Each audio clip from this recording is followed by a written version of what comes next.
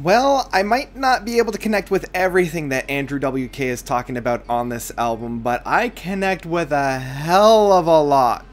The main thing that I don't really connect with is his whole partying aspect. The only kind of partying that I do is a Dungeons and Dragons party, because a Dungeons and Dragons party don't stop until the healer's dead, and the mages are out of spells, and everybody's kind of dead because they ran into a lich, but yeah, still.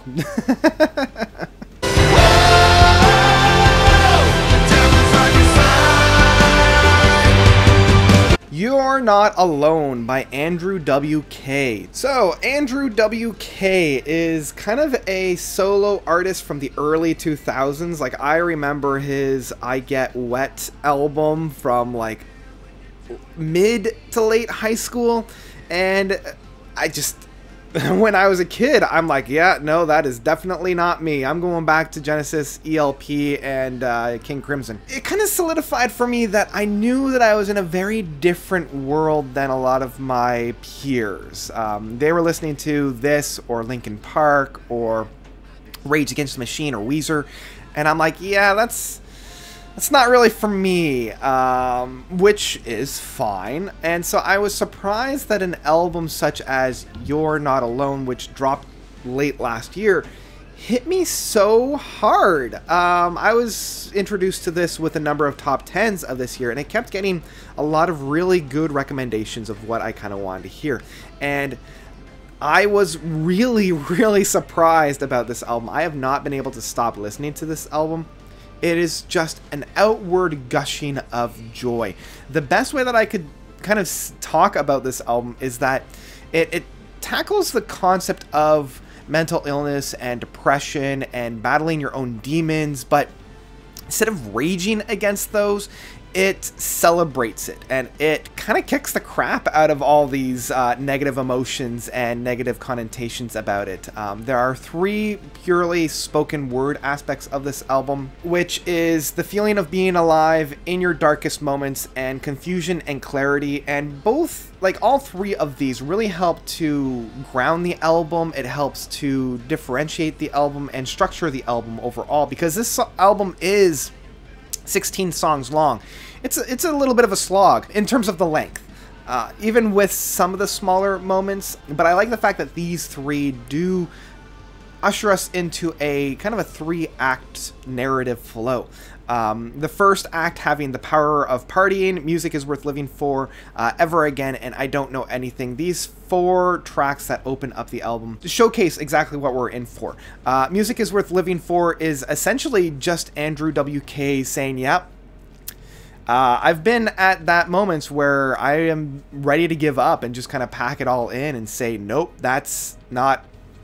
But music being that savior, and I can fully empathize and relate to that, because I mean, I've been in that situations as well, and music is what got me out of it as well, so I could definitely see all that. Now, he does kind of move into quite a bit of that, especially in the second part of the party mindset, the party never dies, give up on you, and keep on going.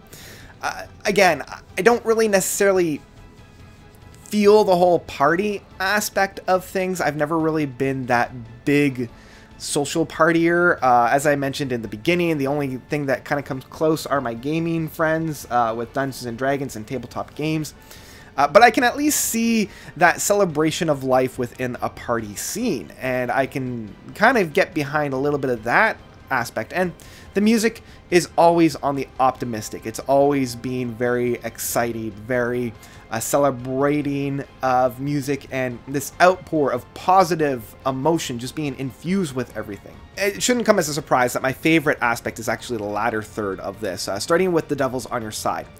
This has the longer stretches of music of 5 minutes, 6 minutes, and I love those builds that Andrew is doing with The Devil on Your Side and Break the Curse. Break the Curse is probably my favorite track on this whole album, and I love that Devil's on Your Side build into the latter part of the song, and Break the Curse starting off very somber and probably the darker of the moments of the album, which I think is so interesting because the latter half of the song is probably the brightest and the most celebratory that we've heard of the album, and it is purely instrumental. It is just that big build, and every time I think that they're going to stop, they continue it on for another measure, and I think that is so well deserved because so many bands will easily stop a song when they think that they're done, but they continue it on into, I believe it's the longest track off the album of 6.5 minutes. And I really like how the latter third of the album ends with Beyond Oblivion and Total Freedom. Both of these songs provide a perfect kind of a bringing us home aspect of the album. I like how the builds are presented on this, and I really like how they follow up each other. Like each of these songs within the latter third, starting with The Devil's on Your Side, blend perfectly into the next track, almost providing like a full-length set of music. The only drawback, though, is that I feel like Beyond Oblivion provides the perfect end scene of the album, and in my mind, it should have just stopped there. I feel like having Confusion and Clarity kind of finishing the album with the final little spoken word aspect, and then You're Not Alone, the title track. I feel like the title track, I don't know, like, I don't feel like this is a closing piece. I think this probably should have been a center piece as opposed to a closing piece, because You're Not Alone, it just kind of ends, and I'm like, cool. Like, I really like the sentiment. I love the sentiment of, hey, you might have these really dark thoughts. You might have these really depressing atmospheres, and you might feel like giving up, and you are not alone. We all experience that. I've experienced that. Andrew WK has experienced that. We're all in this together, and you are not alone.